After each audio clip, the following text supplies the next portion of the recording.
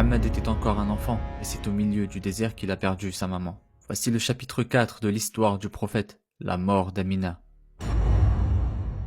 Mohammed était revenu vivre à la Mecque. Il avait quitté le désert et retrouvé sa mère, Amina. Elle l'aimait profondément. Elle l'élevait seule, avec tendresse, avec foi, et avec la douleur silencieuse de celle qui savait qu'il n'avait plus de père. Il avait 6 ans, un enfant doux, intelligent, curieux de tout, et encore innocent. Amina voulut alors lui faire un cadeau, un dernier voyage, un pèlerinage du cœur. Elle décida de l'emmener à Yatrib, la ville où son époux Abdullah avait été enterré, là où tout avait fini et où tout allait recommencer. Mohammed marcha à ses côtés. Ils traversèrent le désert, et avec la servante Ayman pour les accompagner. Le voyage fut long, mais plein d'amour.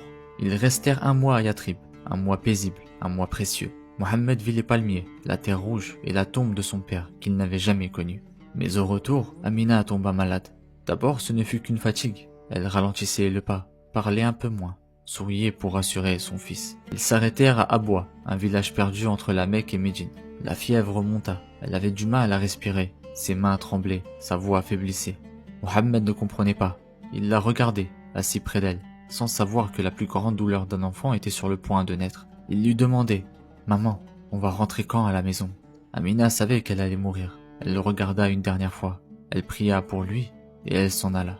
Sans bruit, sans adieu, mais en laissant dans son cœur une douleur profonde et un vide immense. Mohammed venait de perdre sa mère, à 6 ans, seul, au milieu du désert. Son cœur d'enfant ne pleura pas en criant, mais il saigna lentement, en silence, pour longtemps.